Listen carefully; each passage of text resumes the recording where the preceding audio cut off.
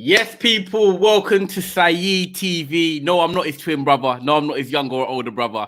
I'm just his brethren, but we've got to help out because Saeed, people, as you know, is over in Barcelona right now. Just so you know, guys, as well, he is going to be doing his live post-match reaction for you guys. That's going to be coming up very shortly. He's currently recording that right now. So that will be out probably during the time of this show. But guys, most importantly, make sure you smash a like on the video. Make sure you subscribe if you're new because we have got so much to get through. Barcelona 2, Manchester United 2 at the Camp Nou in the Europa League. But the game was chaos. There was goals. There was drama. Man United could have won it. Barcelona could have won it at the death. So it's only right that we talk about it and we get straight into the show because we've got some great guests for the Mandem show. Of course, you know what time it is. We've got Brian all the way from Belgium coming inside. We've got Nige, as everyone knows. We've got Musa in the building as well. He looks like he's coming on smoke today. But guys, man, before I get into the comment, big up the Mandem show, man. Obviously, boy, what a game. I don't even know where my initial feelings are. Like, obviously, I'm happy with the result and everything, but you know, I feel like I've played on that pitch. That's how it feels. I felt like I was on that pitch. Oh, what the man them saying, man? Yeah, we're nice, man. We're good out here, man. Big shout out to Brian for first appearance on Side TV. Make sure you send some love and some likes in the comments below, people, man. Show that love and support. Big up Saeed as well in Barca, putting in that work, you know, giving literally Tyrone the reins to bless you guys with an opportunity to maintain, obviously, the viewers' attention. You know what I mean? We can't, even though Saeed's not here, you know what I mean? He couldn't not let you guys down, man. So make sure you go like that video first and foremost. You know, that's literal heart there from Saeed, you know what I mean? So big shout out to you. Musa, I know you're vexed, bro. Yeah? I know you're going slow. So I'll tell you what we're going to need to do, because I know there's going to be some hopefuls here. I feel like it's only right we go to Brian and let him kick off the show because I feel yeah. We'll go to Musa. Yeah, You know, man. timing of Musa sorting out his connection. Look, he's come clear at the right time. Trust me, it looked like he was using a potato, bro. I can't lie. As you can see, people as well. Obviously, Saeed's in the comments here. He says that he's at the new camp. Of course, his reaction is coming. So make sure you just stay on the channel. Make sure you like this video, and the reaction will be out very, very soon, man. Big up Saeed as well for, like Nigel said, let me have the reins, man. Brian. First time I think on the Mandem show. I know you do the straight jacket one, so yeah, it's good to obviously have the Mandem together. But yeah, man, how you doing, bro? I'm good, man. First of all, I feel proud, innit? I feel proud. I think before the game I was a bit nervous, or during the game or throughout the whole game I was a bit nervous, almost lost my voice. But that's because before we went to the game, Leeds United, we played twice, we win once, and we drew once, but it wasn't two great performances. And Barcelona doing very well in La Liga, so you thought, okay, it's still Barcelona at their ground. But I think we done well today. We came down 1-0 and then we came back 2-1. Quite unfortunate how we conceded the goals, but overall I'm very proud of the lads. They put in all the work, and I think with 2 or 3 pieces that we have in our squad, Martinez, maybe a Martial, and maybe a Sabitzer midfield, I think we'll smash them next week. But it's all about who comes back next week. Yeah, love that. Confident energy, man. I'm going to go to Charlie and then I'm going to come to Musa. Then we're just going to get straight into it. Charlie, obviously, like, you know, everyone knows, Charlie does stuff on Saeed's channel as well. So it's just good to get all the Mandem together, sort of bits and bobs from everywhere, but we're all coming together as one tonight after a game at the Camp Nou. But yeah, Charlie, how you keeping, man? You okay? No, yeah, I'm like you. I felt like I played that game. Like I feel like I was right in that midfield alongside Frankie de Jong for most of it. God, that was something. Like, how are you doing? Yeah, mate. Wolf, to be fair, like I said, I feel like I've played the game. I think there's so much to get into. I don't know, which is good, which I like for this show. Musa's come on. He said he's got a lot of stuff to say, which he's vexed about. I'm more positive. People are going to be mixed, and this is what the show's all about. So, guys, get your comments in as well, man. I'm going to make sure I do little segments where I do read through them as well. But I've got to introduce Musa, of course, the Mandem original with us. He's got the woolly hat on inside. This is business. I had the balaclava, bro, and I was on smoke. I was ready to run up on the whole Barcelona team. I was upset, but no, on the real, it's just on the straight jacket podcast this week. I was like very confident. I think Saeed and Noureddin brought me on, and they were a bit, especially Noureddin. He was a bit apprehensive, wasn't too sure, but I was very confident that I thought that we can go there and get a 2-0, 2-1 win. And bring them back to Old Trafford and kind of just make the game dead where there isn't really a chance for them to get back into it. But to be honest, I was more impressed in terms of what I saw, I think, from Barcelona in the first half, how they kept the ball after we initially started the game well. And I saw enough to say that this is a team, and I think we are missing someone like Eriksen in a game like this. I think this is a team that can comfortably come to Old Trafford, guys, and leave with a 2-1. Like, that's what I saw. This is why I'm upset.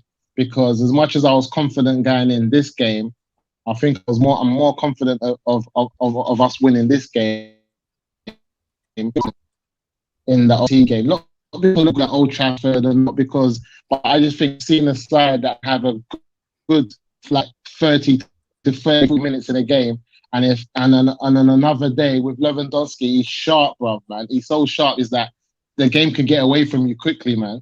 I think there was a couple of times where I saw some movements for him because we don't have that. As much as I'm happy with Weghorst, I was like, you know what? That was one of our biggest, missed opportunities in the January transfer window to even like be in a title chase or to even like really put our market down in the Europa League was to get a strike. I'm not saying we could have, but like even, I'm going to go on about Felix because Felix is my guy. But just to have someone up there who can just take like the tired legs to another level, like the man that's been doing it from the beginning of the season, to just see someone who's just taking like get an extra 10% out of other players around him, get an extra trying his best. But when I just see what's going on, like we're so dependent on Rashford, it's like, I don't know, guys, man. This is why I'm fuming. I'm kind of upset that we didn't take the opportunities today because I can easily see us next week talking more about this game than what we're going to be talking about next week, talking about the missed opportunities in this game. You know what I'm trying to say? Yeah, nice, interesting, man. Like we're gonna dive straight into it right now. I'm just gonna run through the comments to show respect to the people inside. Come on, United. We've got my guy Brian making his Mandem talk debut. Love that. Was a great game. Ty talk on Wan-Bissaka. We're gonna talk on a lot of things, man. Don't worry, 100%. Bro, the ref was shocking. Every duel was a foul for Barcelona. What a match! Shout out to the referee supporting Barcelona. That wasn't even our first team. We've got other comments here saying Barca are not that great. They're only top of La Liga because we've been rubbish. That's from a Real Madrid fan. Most importantly, guys, make sure you are liking the video as well, man. Make sure you're showing support. There's over 300 of you here already, and we're just about to dive straight into it. So make sure you're liking this video, subscribing if you're new, and Saeed's reaction is coming in the next hour, so make sure you just keep an eye on the channel. He's recording it as we speak, and obviously trying to upload it with the Barcelona Wi-Fi. They're probably going to try and cut him out if they know he's a United fan, so fingers crossed that one comes through. But yeah, man, I don't mind where we go. Nige, Brian, obviously, yeah, man. Moose is looking at the game now and saying that, you know, it's missed opportunities because the chances we had, let's be real about it. Yeah, we've gone to a Barcelona team that have got 16 and 21 clean sheets, conceded 7 goals all season, none from open play, which we broke tonight. But it's not just that. It was the chances that we did miss. The Weghorst one in the first half. Me and Musa were screwing straight away. You know, you get big opportunities in big games and you have to take them. We can look at the game last night. Arsenal lost to Man City because they gifted them the goals. But Nketiah, 3 chances, none of them on target, and now everyone's saying Nketiah can't lead us to the Premier League title. So, you know, these are big games when you play at the Camp Nou, and Moose is looking at it more of a missed opportunity rather than, you know, a good result going into the second leg. How do you see it? I mean, for me, bro, I won't talk from my preference first and foremost. Let me respect the people that, you know, may have a difference of opinion to myself, and I can understand that from a neutral, just from a standard procedure, the football game was amazing. One of the best football games we've seen this season for Manchester United, just from an enjoyment perspective. Like you said, goals, antics, dramas. Do you know what I mean? Ten Hag getting his first yellow card and then, you know, making the peace to the ref. All of this was happening. But when I look at the game and the game in specific, in totality, shall I say, Barcelona, and I have to show respect to Barcelona in the sense of they are in form. Manchester United, we are also in form. We haven't lost since November, like I said prior. But if this is a game of form versus form, then I can sit here and go, yeah, you know what, Barcelona were amazing. Today, bar the first 10, 15, 20 minutes, yeah, Barcelona weren't there to be seen, I'll be honest. They look weak. And watching my team tonight, the amount of laziness and sloppiness on the ball in the first half made Barcelona look better than what they actually were. Yeah, that's fair. If I genuinely feel if we were more clean-cut, I feel like if we were more precise in the areas we needed to be, I don't think Barcelona have that much of a sniff of more than 10, 15 minutes. And this is why I feel disappointed overall, because if that game was a final, I could understand those little areas of panic and little areas of, you know, nerves, because it's a final. Yeah, I get that. When you're not coming in focused and you can't even do the basics, and then you're missing sitters and opportunities, for me, I can't then sit here and go, that's because of Barcelona did well. That's because I know you were under no pressure. You've invited pressure yourself. Their second goal, yeah, sloppiness from Casemiro of all players, yeah, sloppiness from the pass. Malassi's trying to. There was a chance just about 4 minutes before that. Malassi's got the ball. There's 3 players there. He could literally play on the outside of his foot back into the middle. He goes all the way back, invites pressure, end up getting the corner. So those little areas for me shows me the mentality of these players. When they feel pressure, were they able to step up? And I'm disappointed because they didn't make certain choices under pressure that maintained our shape and kept the composure. So I'm with Musa in the sense of I look at that just the 90 minutes. Forget the form. This 90 minutes, what I saw, I genuinely think we should have at least had 3 goals minimum based on clear chances. And I genuinely believe that we should be walking away there with a 2-gap lead, like in its entirety. And that's all come down to the fact that, though, like we're coming away from a game at the Nou Camp feeling annoyed because not the way we've played, because we've actually played really well. We're coming away more annoyed because we haven't got a 2-goal advantage or even got the win at 2-1. 100%, man.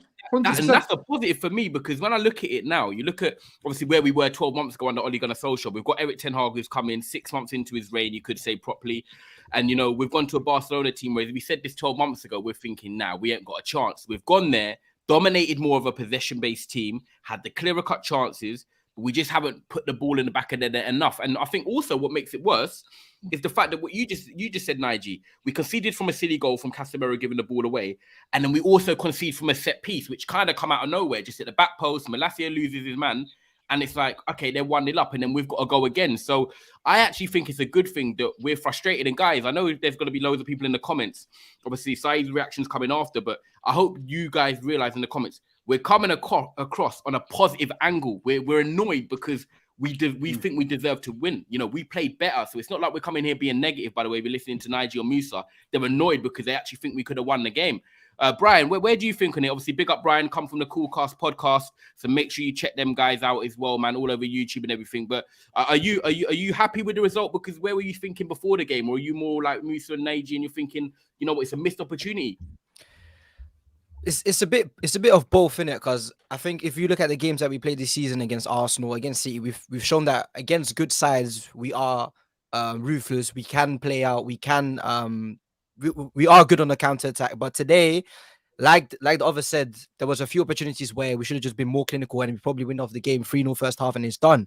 But at the same time, I also respect the side that Barcelona are in it. Don't matter where they are in the stages, they're still a big team.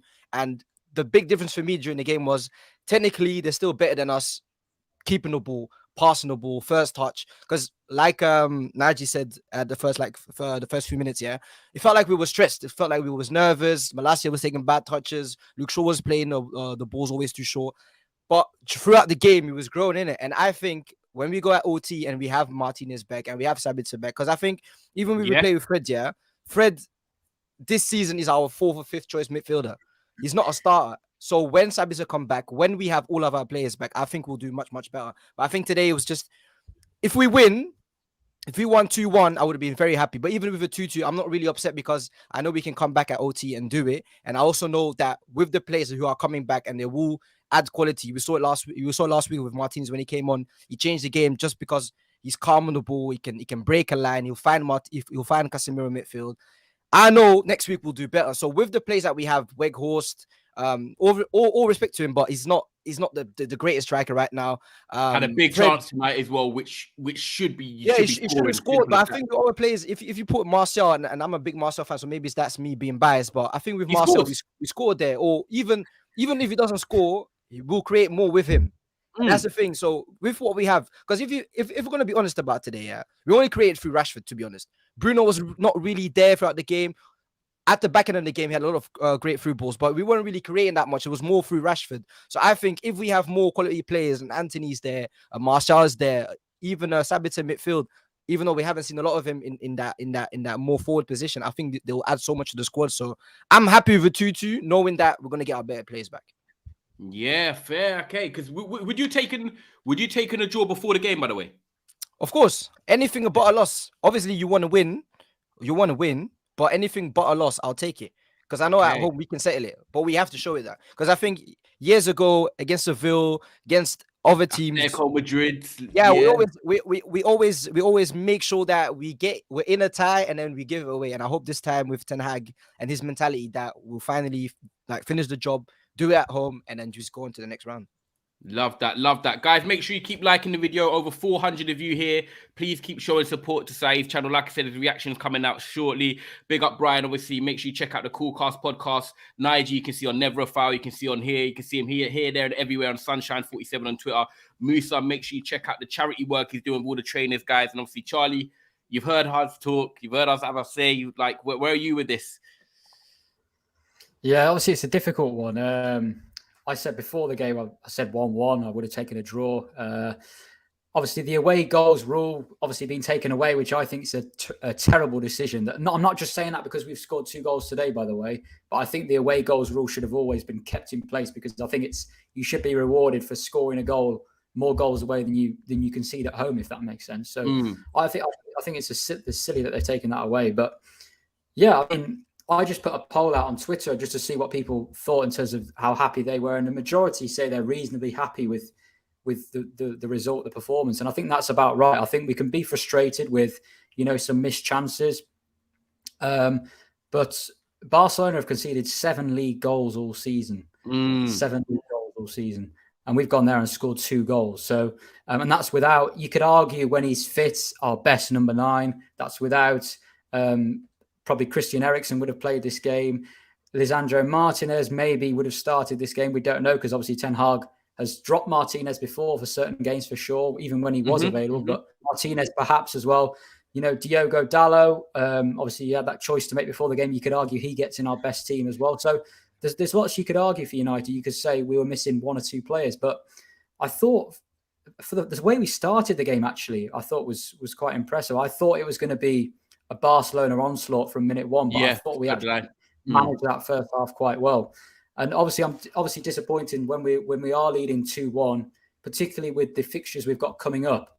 I said to my mate in the pub, I said, if we could get a 3rd goal here, get a 2-goal advantage, can we see Ten Hag resting a couple of players next Thursday? You know, I know Ten Hag doesn't like rotation, but you know, even taking players off at half time, if we were level in that game at Old Trafford at half time, the likes of Casemiro, the likes of Rashford, if we could. So it is a bit disappointing. Obviously, we were winning the game, but to go to Barcelona, they're in terrific form. To go there and get a result is obviously a great thing. I think what it does do, though, is it actually adds a bigger conundrum for Ten Hag with his team selection next Thursday, because the tie is completely in the balance. We haven't got a lead. We're not. He has to play a strong team, really. And I think he will. It's just that situation. What's he going to do? But I think he will. I think that helps us, though, Charlie. With having Sabitzer back and Martinez's options, I'm not going to lie. It's going to be a difficult decision to make, because when you go into a game at the Nou Camp and if you get beat 3 or 4-0, like we did against Brentford, and you know the results like that, it's easier to make the changes because the players have not given you a reason to back them. If you look at the performance in the second half, look. Fred, you don't know what you're going to get from Fred. He's brilliant off the ball, but he's not great on the ball. But in the second half, his tenacity, which we spoke about, Charlie, on Monday when we was on together, you know, he's good for us off the ball, and he's unique in that sense. And he was good in the second half.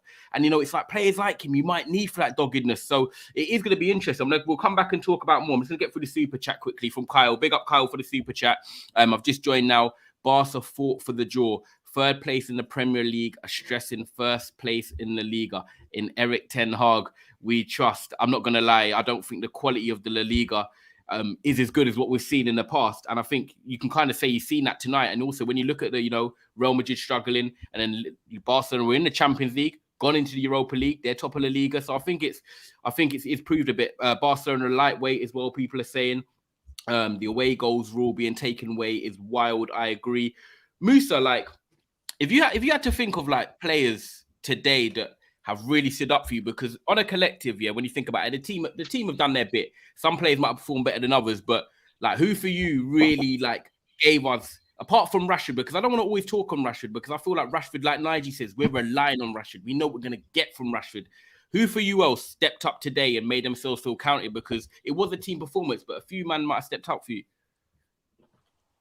To be honest, I think it was expected from the team as a whole. I expected. I think your Wi-Fi bugging. Yeah. The Wi-Fi is bugging. Yeah, he's doing the. Am I out of the game? Am I out of the game? Yeah. Yeah, you're back. That's a yellow card still. That's a yellow card. It's a yellow card. I think Casemiro. Man said that's a yellow card.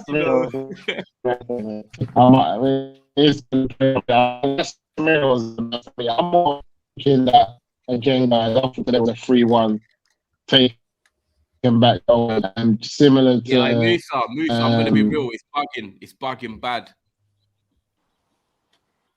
Yeah. I'll mute you. You'll come back in. But yeah, anyone, we'll just run through it. Obviously, you can see here, people, Saeed's match reaction is premiering after the live stream from the Camp Nou. So make sure you watch that as well, 100%. Smash a like on this video if you haven't already as well. But yeah, guys, obviously, we could talk about Rashford, which we can.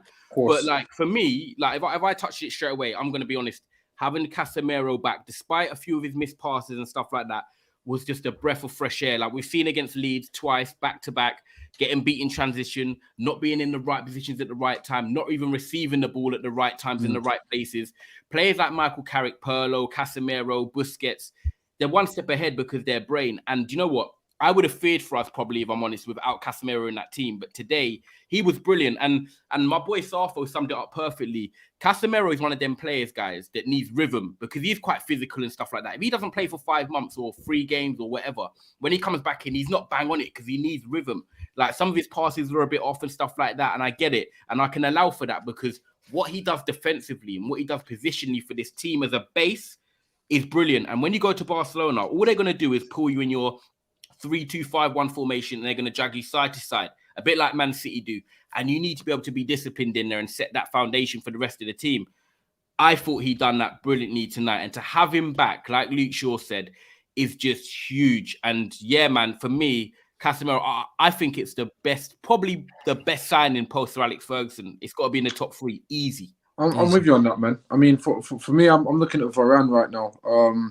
And again, big shout in a good or bad way. In a good way, man. In a positive way. I feel like, and it's a mad one, yeah. But you see some players that don't really have personalities that you can vibe with and connect with because he is a Rolls Royce. He's just quite cute and just under the radar. You kind of just miss that presence on the field and think he's not about that life. When you actually study his game and watch his game, he had Lewandowski on ropes, especially in those first 10 minutes when Lewandowski was like, all right, this is what you got, big man. And he sorted him out decent. And I'm thinking that set the tone for the whole back four for me personally. They were looking at performance thinking, don't worry, man, I got you. Let's ride it out. And then it was a case of we then grew into the game. Varane set the tone for the whole defensive line for me in the sense of when we were under pressure. His positioning, holding off Lewandowski a couple of times, the mad interception when he just came straight from out of his line, took about 4 or 5 yards forward and literally committed with pace, took the ball. And it's like he was switched on and focused. And I think that just set the tone for the whole team for me. So I'm giving a big shout out to Varane, but I do want to touch on De Gea. I don't know if any of you is going to touch on De Gea, but look, we're at this stage, we all know De Gea's limitations in terms of if you were to go off his last couple of seasons, what he was doing prior to Ten Hag performing. Of course, we can see his limitations. There's nothing wrong with you highlighting that. We've said that many times. However, look at what he's done this season. It is pros and cons. In terms of his areas for improvement, there have been more improvements in those areas that people have said that he can't do or struggle to do than there have weaknesses. And so for me today, when I look at it, he came off his line, big punch. Yeah, some people were saying in his whole career, not managing to do that. So these small little details are important to me. For any player that's lacking confidence, doing something that they're not great at, it's like for me now, if Anthony was on that pitch, on the right wing, and I see him dribble with his right foot, I know for me, I'm thinking, raw, he's conscious of doing something that he's working on. So if it's coming off, or he's making the effort, I have to respect it. And today he made some big boy saves that kept us in that game. And he's done that repeatedly this season. So for me, those two players... Can I challenge you? And I'll come to Brian, because I know Brian's always. But with Anthony, right, and maybe you've just used this comparison because you're just speaking about Anthony in general, right? But Anthony's just come to the club, so I can give him leeway. You know, when you said that perfect analogy a few weeks ago of you won't bash a player because you want to see if they can improve on the things. Correct. Yeah, which is correct. But with De Gea, he's been here so long. Doesn't it frustrate you more that if he does them things like punching today, that he doesn't do that every week? If he's coming out and claiming crosses and doing stuff, he doesn't do that every week. So you can praise him and say, yeah, we're seeing him improvements. But then next week against Leicester, he might not do that. So it's but this is my point. So and you're right to ask that question. But this is where the specifics come in. If I see a person do something and he's done it consistently more often than not this season in comparison to when he was getting bullied over it, then that to me is a level of improvement. So, for example, prior to Ten Hag, he's never been in my opinion, genuine opinion, he's never been in a situation where that's actually part of his game. This is the first time he's now having a manager who now is having these level of demands on him. So when that happened, I'm like, okay, so this is how I see De Gea, and this is me, my personal preference now, right? I said De Gea needs the Joe Hart treatment. It's a simple case of, okay, big man, you want to play for Pep Guardiola, let's see what you got. And if you do it, cool, wicked. If not, see you later. Bravo came in. Bravo wasn't good enough to get Edison. I looked at De Gea no different to say, okay, you're going to need to play out the back. The manager knows more than me. He's given every player a fair chance. He's showing now that he's actually done enough to warrant a new contract on lost terms. That's our manager. So clearly, given the ruthlessness of our manager, he's doing enough to maintain a spot within this team. Now, that doesn't mean I don't think De Gea we need an upgrade. That doesn't mean that. What I'm saying to you is I give props where props are necessary. I don't hold off. I don't hold previous negatives over a player, right, that has to prove himself. And if a player is proving himself, then I have to give props. So when I give props, that doesn't mean I want him to stay. Doesn't mean I want him to get a big contract. That's me giving props. You're I think it's respectful to do speaking so. on this 90 minutes. You basically. So this not. Say again. So you're in your way of what you're saying on De Gea. You're speaking on this 90 minutes because this is the So game. yeah, on this 90 minutes, and then of course prior, I think the last game we just played as well, came out for a cross, made a punch. The game 2 days prior to that one before, who did we just play? Before Palace, sorry, I think it was 2 before Palace. He came out for a punch, he made one, he came out for another one and flopped it. So there was in that game, it was a 50-50. He's tried it twice, confident, which he doesn't normally do, but he's failed on half and half. On the timeline, it was, see, he can't do this, he can't do this. Obviously, those are extreme fans. I call them firework fans. They see something that fits their agenda, and then boom, they go. For me, as a whole, I'm just saying he's done enough to get a new contract from my new manager, and that has nothing to do with my opinion or anyone else's. So he's clearly done enough to maintain at least even a second spot if we get a new keeper, and I'm cool with that personally. Yeah, that's fair, and I think that's obviously what you want in teams as well. You want people fighting for their position, and you want good quality depth. Big up, right? He says De Gea is still class. People need to chill on David short term. I don't get why keepers don't catch the ball anymore. De Gea invites pressure to our back line. Huge problem in our club. Steady back four gives goalkeeper confidence. Simple. David De Gea can grow again. He's stopped plenty of goals, basically. What are your thoughts, Brian, man? You could touch on any player you like. You can come back to any of us, Casemiro, Varane, De Gea. What are your thoughts on this game, man, and players? I wanted to talk about De Gea for a little bit because there's a few things where I disagree with. The first thing, I think every time De Gea goes back to Spain, he performs because I think that's his home country. Probably the gaffers watching, the national team gaffers watching, because every time he goes back to Spain, he looks like he wants to prove himself. That's first. The second thing is, yes, I agree with De Gea. I think he's done okay. He's done enough at times at this club, but I think the things that we need to focus on is the way he's with his feet. His kicking is not great. We know that. Doesn't come off his line. We also know that. And yes, sometimes it comes, but I think when you look at other goalkeepers and they come out, it relieves pressure. It gives us a moment to keep the ball and try to play out again. And the last thing about De Gea is he doesn't feel any pressure because there's no one else in the club right now that is good enough to replace him. We tried Dubravka, wasn't good enough. We have Heaton right now. Clearly, he's a good, like, all of these keepers are good goalkeepers, but not the way we want to play. They're not great. They're not great. So I think but Dubravka, sorry to put in, but Dubravka factually is a better kicker. And everyone had the analogy that, as soon as he comes in, he's going to stop because he's a better kicker. No, but that's the thing with Ten Hag, yeah. At the start of the season, we've seen this with other players where he'll give you minutes, like let's say Maguire, he'll give you minutes, and if you fuck up, then he'll dash you out the door. Same thing with De Gea. He hasn't really messed up yet that big. He has messed up a few times, but not that greatly to say, okay, take him out. But I think at the start of the season, we were linked with 2 goalkeepers before the window ended. It was Sommer and it was, I think, Kevin Trapp. Yeah, and it was Kevin Trapp. It was three or four goalkeepers where we were linked to.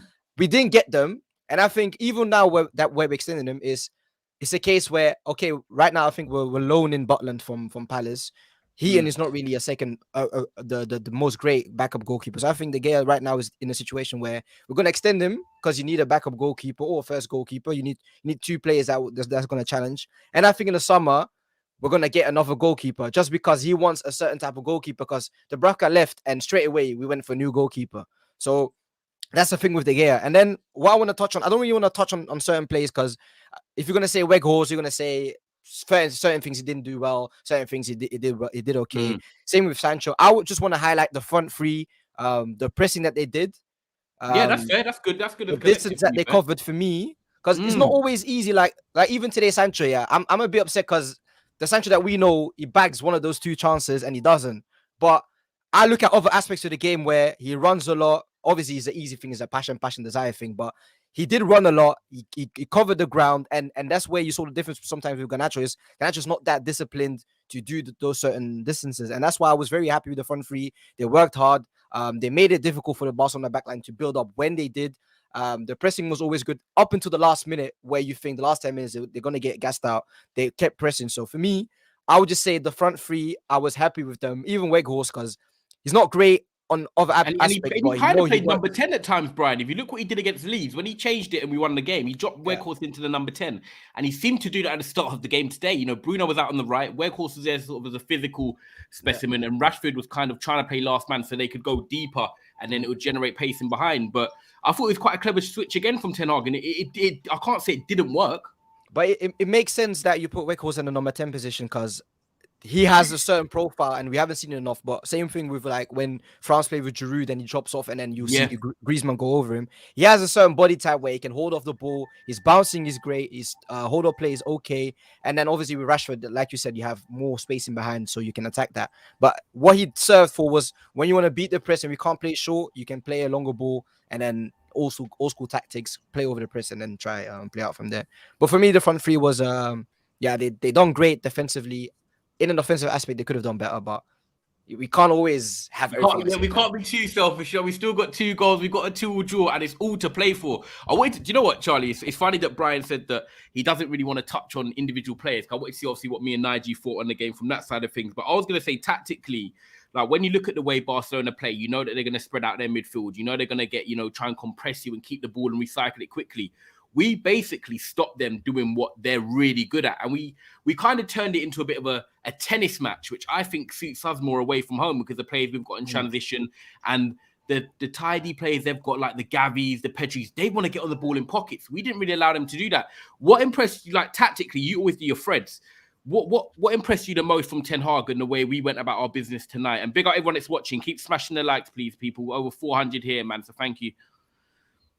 Yeah, no, I agree. I think again, Val. Obviously, I covered Val in the number 10 position against Leeds. I went through and watched that game, and a lot of people like it's always the unfashionable. The same happened with. I'm not comparing the two as players, but the same happened with Fellaini when he was at Man United. And the majority of people would look back and say Fellaini was terrible. He did nothing for Man United. And this is the same profile of player. He's not the same. He's not playing in the same position. I know he played in the 10 this particular game, and that's where Fellaini played for us sometimes. But this unfashionable type player is always the one that a lot of people don't like because people always want to see a fast player beating them. But people don't look for the little details. As Brian said, Weghorst very often he attracts players. What does that do? It leaves more space in behind for other players. So the goal that Rashford scored against Leeds, for example, the header, Weghorst run towards the near post, left space for Rashford because he took the defender away. It was still a great header from Rashford, but that left more space for Rashford. So I think tactically, again, putting Wout in the number 10 position, the best way to describe it is sort of creating havoc. So if you play against, if you've got a player like Weghorst in your midfield, what's he going to do? More often than not, I thought he didn't play as well today there that he did in the second half against Leeds. I thought the second half against Leeds, it was him and Shaw in the last half an hour against Leeds were probably our 2 best players. I thought Weghorst was really, really good. I thought today was probably a 6 out of 10, just average. I thought he was okay. But what he does do, he creates a bit of havoc. He wins fouls. He controls the ball better than he circulates the ball better than Bruno does when he's in there. Yeah, I agree with that. Yeah, you feel like you trust him more when the ball's in his feet. Yeah. And what it does do sometimes, because he's such a tall profile as an opposition player, you think, I want to nick the ball off him here. But because he's actually more technically secure than he maybe looks, he actually keeps possession more often than you'd think. And because the opposition players are attracted to him, that obviously leads more space to other players. So I think playing Wout in the 10 there again today, and also Rashford at 9, when Rashford plays at 9, it forces the opposition's back line further back because they can't leave as much space in behind. So I think for a lot of times we had periods of good possession. And I think that was my favourite part of the game is sort of we had periods where I thought it was all going to be counter-attacks. I thought that was going to be the main. Hold my hands up. We actually had some periods of we didn't sustain attacks maybe as well as we could have done, but we had some periods of actual, not dominance, but we had some periods of good. But Charlie, you got to throw into an account, we're away from home, so to even have periods, exactly. Is still a positive anyway. I'm really happy with that. Yeah, I'm really, really happy with that. And if you think Rashford, obviously, again, I knew, when we had that short corner and Rashford, I don't know who he beat, but for our second goal, I think he went past Alba. Man. He sent him for a hot dog, man. You knew he was going to go past it. You just knew what he was going to do. And that's, I think Rashford again, just again, just really, really the confidence. Also, the upper body strength. There was one time where the ball came into him. I think it was the first half. The ball came into him, and I think it might have been Jules Koundé or Araujo behind him, and he held the ball at Rashford. He kept the ball and he played it on. Last season, he would have got knocked over. So I think, what am I happy about? I think the result, the performance, the improvements from certain players. David De Gea his shot stopping was very, very good. I think that was a big positive. He made some good saves at times. But yeah, I think the main positive is probably the result to take the 2-2 away. Yeah, no, 100%. I think it's such a good result, and it's so nice as well to go into. I feel like it is for me as a Manchester United fan to go into a game like this where some people were saying, you know, I don't mind if we go out, and that was kind of the attitude because we had, you know, the League Cup final, we've got the FA Cup, we still got the league. That okay, we're not probably going to win it, but we're in and around sniffing if teams mess up. But when the game actually begun, as a Manchester United fan, and everyone will probably agree, you want to win every game. So when the game was actually on, I was thinking, do you know what? I want to win this game and I want to go through. Of course I did anyway, but I was kind of in that narrative of if we got the Europa League, it's not as bad. But I want to win everything we can as possible, man. So, guys, keep smashing the likes. Were you going to say something, Brian, just before I run through a comment? Nah, I just want to say, anyone that says that you don't want to win a game against Barcelona, you're a liar. You're a big liar. Yeah. Don't matter what competition, you're a liar. 100%, bro. Because I'll play Sunday League football, and I'd want to win every single game. And we're talking about lower level where you're not on nothing. Come on, at the biggest level, you want to win every game. And I think, Brian, that touches on why Ten Hag didn't rotate against Reading, why he didn't rotate against Nottingham Forest, because he wants to keep that momentum going. Look at Arsenal, the FA Cup a few weeks ago. They rotate, lose 1-0, and everyone's saying, yeah, but Arsenal played really well. However, they've not won since. So you don't know what sort of things can happen, man. So momentum is so key, especially when you're a team in transition. Big up, Broderick. I love this comment. He says, as an East African, listening to the after-match analysis live on the same day of the game is refreshing. Thank you, man. And I hope, obviously, you're enjoying the show as well, guys. And we just want to give you real content, not shouting matches. You know what I mean? We just want to have proper conversations, man. So big up. You says it was a big chance. Tyrone, what do you think of Wan-Bissaka? To be honest, I actually think Wan-Bissaka has been very good since the World Cup restart. But today, I don't think he was bad because I thought he was quite good in forward areas. But he lacked the support that I felt Sancho Sancho or Bruno and Malacia did. I feel like Malacia was more comfortable today in terms of defensive and attacking because he had that support. Wan-Bissaka was kind of left alone a few times, 1v1. But yeah, I think Wan-Bissaka has been great since he's come back, to be honest. I've been very impressed with him. There was 3 chances. If Fred and Rashford passed away, of course, he definitely scores 2 or 3.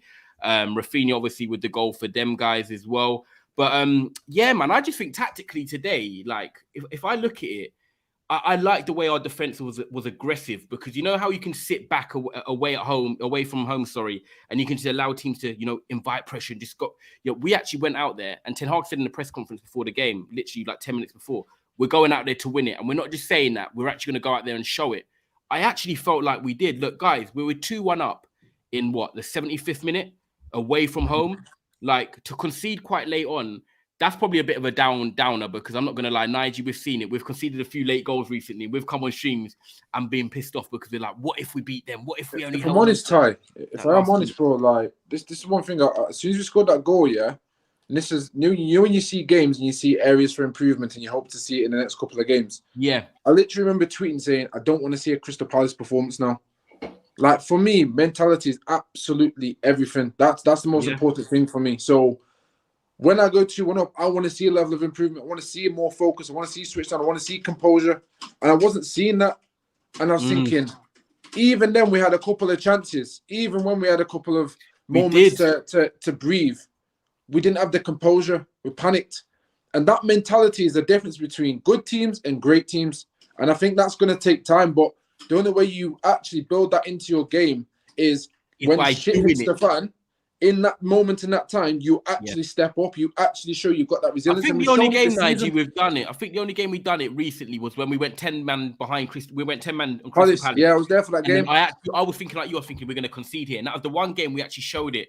But today it's just frustrating that people might think 2-2 is a great result, but in the last 15 minutes we are conceding late goals. And I think that's why people like myself and Musa, overall, given all the great points that you guys have all dropped, the overall feeling is disappointment.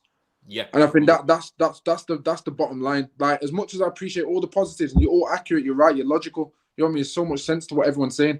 And and they were valid things to take in. The overall picture is because of the manner in which we conceded them goals, it leaves a disappointing feeling. And I'm just hoping that we don't look back on this game after Thursday as if we were more shored up there, these situations wouldn't have happened, because every game is important. And Ten Hag is a mentality monster for me. And I've always said that he's an assertive man. So he knows these small details that I'm probably describing now are important to him. And he knows that you can't let the football gods take advantage of situations. You can't. And this, I think that's where I hope it doesn't come back to bite us. But you guys are right, man. 2-2 is a great, on the cusp. 2-2 is a great performance against an informed Barcelona. No one can take that away from United. Yeah, 100%, man. Big up MD as well. He says, Eric Ten Hag, the referee, had a big influence in this game. A clear foul on Rashford, which was outside the box, by the way. If anyone's missed the game, it was outside the box, so it wouldn't have been a penalty. Should be a red card. He was 1-on-1 with the keeper. It can't happen. Referees can't make such mistakes. Does anyone think the referee was super bad in this game? Because I didn't come out of the game and think to myself, oh, the referee did this, the referee did that. And that tells me that the referee wasn't as bad as what people are saying in the comments. Does anyone disagree or agree here? No, I don't think it's super bad. But go on, Brian. Go on. Yeah. Well, he's go on, now. broski. Oh no, Brian, you go. Nah, for me, it's two things. I think Barcelona, and I'm talking especially about Jordi Alba. They always do too much, and then it looks worse than the things that happened. I think the referee was at times. I thought even like a small fault. I think it was the time where Fred gave like a shoulder barge and then he gave a foul. I think at times, you could say, okay, maybe that was a bit too light. But overall, I don't think the referee was that bad. But then the chance that obviously the foul on Rashford, I think you should give the free kick and a card there. But overall, I'm not the type of guy that wants to put the blame on the ref. I think we've had our chances. We could have done what we should have. No, we should have done what we could have done. I don't know how he mashes up, but it's fine. But yeah, man, I wouldn't blame on the ref. I'm not that guy. Yeah, I agree. Anyone else? Nige, Charlie, what were you? Because I've seen you, Charlie. Bro. I agree. I actually think he gave us in the first half. He actually gave us more decisions. We were actually lucky. We got some lucky decisions in the first half. The actual overall, I was saying to my mate, "Can we bring him back to Manchester in the first half? Because bring him back for the game on Sunday." He was giving us some fortunate decisions in the first half, but people can't take the bias away from it, and that's what people will just say blah blah blah. It was a foul on Rashford. From what I haven't seen another replay on it, but it looked like a foul on Rashford. But overall, I don't think there's too much of a problem with the referee. And overall, I think I don't think we should focus on the referee after such a good game like that and a good result. I don't think it's right. That's a good angle. I like that. You're flipping it like we've had a good result. We've played well. Don't banish it with the referee. Do you know what I mean? I think it's amazing. I've got to side with both Brian and Charlie, man. And look, at the end of the day, a referee, the way I've looked at the game, again, I'm speaking as a neutral now, putting my bias to one side. The game was very emotional, heightened. So I think the amount of yellow cards that gave out respectfully showed that he was trying to manage the game. And yes, there were occasions where you think that challenge specifically isn't a yellow card, but given the emotion of the game and the way the whole team are moving and players trying to get away with, a little bit of efferys here and here, he had to put his authority down. And I don't agree with all the yellow cards. I do agree, obviously, with the foul on Rashford wasn't seen. But I think, listen, I think that goes beyond the referee, in my opinion, because that wasn't a referee decision based on Rashford's part. That was a linesman decision to go, bro, that's a foul. Like, the referee's quay away in comparison to where the linesman is. So that can't be really held to the referee specifically. However, VAR should be looking at that as well. And like the Leeds game, when we were 2-0 up, the ball that obviously ricocheted from not from Harry Maguire, sorry, from the opposing player, I can't name his name right now. He didn't actually touch Maguire. Weghorst should have had his goal. Yeah. But because we were 2-0 up and it was at the end of the game, it's like VAR couldn't be asked. So there are. It's not so much this referee. It's the officials in general didn't have a great game. But I think based on the emotion of the game, again, I have to come back to the referee did a good enough job. He made a couple of mistakes. I expect that from a human standpoint, but majority of them needed it. And for the brother who said Casemiro wasn't even a foul, he got booked. He actually got booked for dissent because I think he got told in his ear that he kicked the ball away, and he actually did. He booted the ball. Okay. If you saw it, he actually slaps the ball away, and I think that's why Casemiro was like, "Oh my god, I've been caught." Ultimately, but yeah, man, listen, it's a 2-2 thing, man. That doesn't mean you know what I mean. We come back Thursday. He's not going to go again, man. Yeah, I missed the second leg, is he, by the way? Say that again, sorry. Oh, have I gone? Now you're back. Oh, Now you're back. My computer's just Yeah, done you're back. something. You're One in. You're in. second. No, I'm you're back. I'm fine. back. I said, he ain't gonna miss the second leg, is he? After that? No. I don't. No, think but if so, he no. gets another yellow, isn't he suspended? Oh, that's fine. How many has he had so far? 3. I don't know, but then we'll play some dead team. It's fine. Well, they've got Truthfully. Gavi suspended, isn't he? Gavi's suspended, and Pedri might be Yeah, injured for the second Pedri's leg, out so- for a month, apparently. Yeah, but then apparently, Dembele might come back Pedro's next week. out.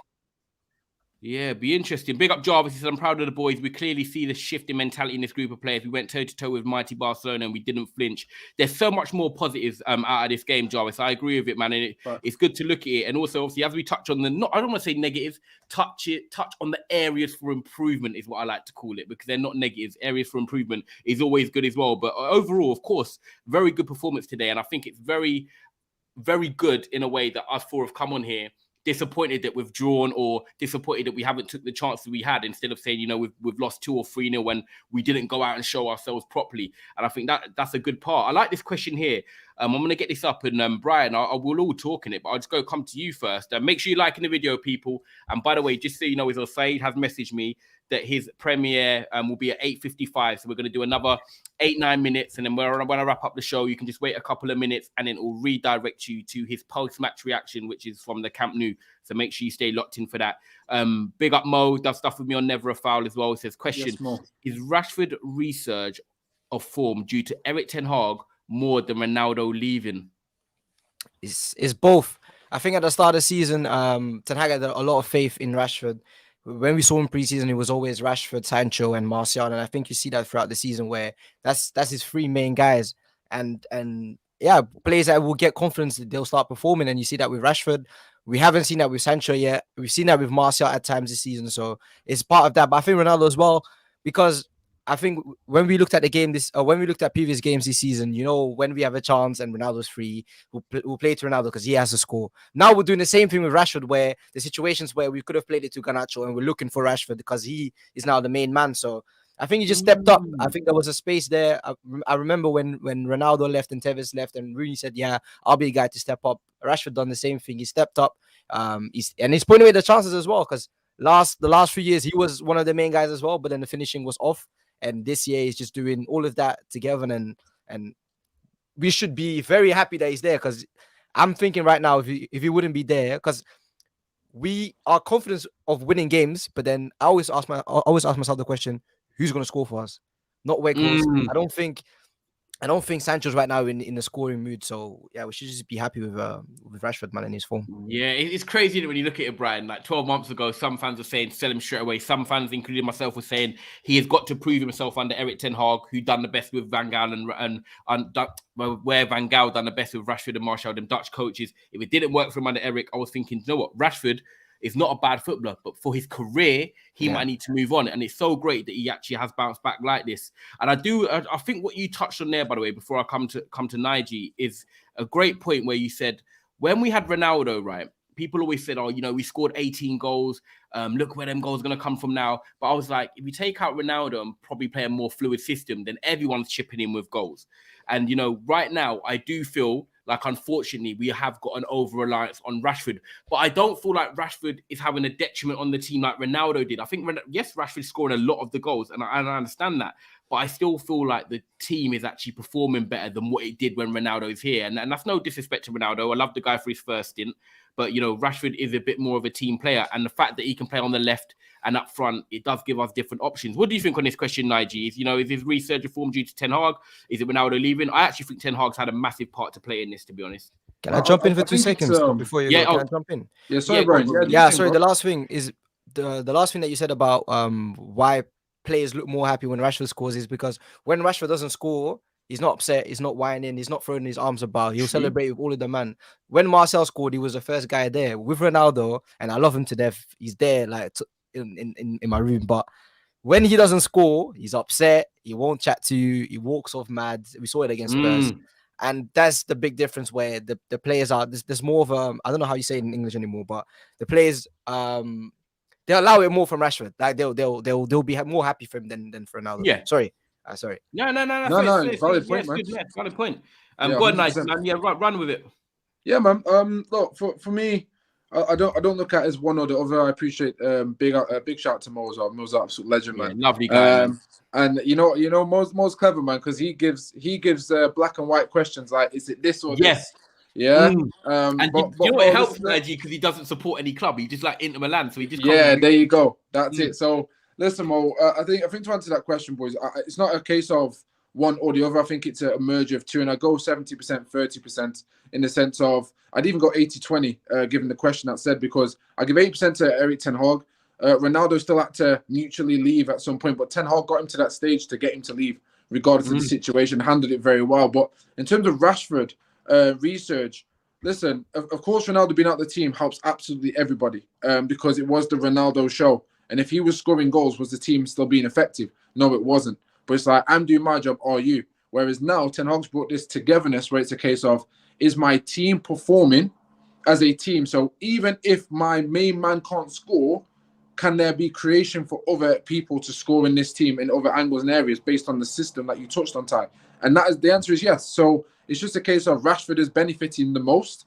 But I give a lot more credit to the stuff behind the scenes with Benny McCarthy. Anyone don't know about Benny McCarthy, go and Benny McCarthy's career, especially at Wigan. He was a bad boy striker. But in terms of the one-to-one work that's clearly been done with all forwards, by the way, Rashford wasn't making the runs that he was making in this season. He wasn't doing it last season as much. Yep. He also wasn't being as precise and as focused in them areas. And if you look at the goals that he's scoring with his headers, they're not like clear blank headers. They are genuine quality headers where he's actually positioned himself in great areas. Benny McCarthy has been absolutely amazing for everybody in our front line going forward. And that's probably one of the best signings Ten Hag's made for Manchester United. So for me, Judge Mo, if we're going to do black and white, broski, I'm going to give more to Benny McCarthy than anyone, my friend. Benny McCarthy gets absolute props, man. But big shout out to Rashford putting the work in as well, of course. No, great answer. I like that as well because I think Benny McCarthy definitely deserves the respect. I think me and Charlie, we were looking at the last 2 years, Rashford 4 headers. This whole season alone, 4 headers. And, that is definitely down to the work he's been doing. Where do you sit with this, Charlie? Even though we spoke on Rashford on Monday, I think this is quite a good way of looking at it. Obviously, is it more Ten Hag? Is it Ronaldo leaving? Is it Rashford himself as well? Certain things he's changed in his personal life? And then we'll wrap up shortly. Well, yeah, you have to give big props to Rashford for it. As I said, his upper body strength in the air, his movement, his hold-up play is still not good enough, really, but it's improved slightly. It's getting better, but you could still. But that's players they've always got things to improve on. So we can say, he still needs to do that, but no player is perfect. But what I would say, the Ronaldo thing's interesting, and people said the same about Ronaldo, where the goal is going to come from and things like that. But people don't realize that when you take a big player out like Ronaldo in terms of the goals he scored, the goals are just going to be distributed between the other players. There's unlikely to be a massive difference. If everyone else stays the same, there probably will be virtually no difference. Actually, what will happen, out of possession, you'll be a better team. Why? Because you've got a proper functioning unit. Because Ronaldo, you've also got the personality element, the sulking element. And I think people don't realize sometimes, like, for example, when you have Rashford, Ronaldo and Bruno all playing together, the goals for Bruno and Rashford are going to dry up. Everyone's trying to find Ronaldo. You take goals. It's like Liverpool at the moment. Salah, Nunez and Gakpo is a terrible front three, balance-wise. It's not fluid. Yeah. It's dreadful. But because the way that Liverpool play, because they basically have 2 attacking midfield players at fullback in terms of the service they provide, they can afford to play those 3 really direct forward players because they have more creative fullbacks. So it's just about the balance of the team. But if you don't have that, you've got to have more creative players in than forward players and direct players, else you won't score enough goals. And when we do have Rashford in the team, as long as we have Sancho and Anthony around him, Rashford will score goals. He'll be the outlet, and we've got a bit of with Weghorst, Weghorst is not going to get many chances if Rashford's playing on the left because Rashford is not a creative player primarily. Yeah.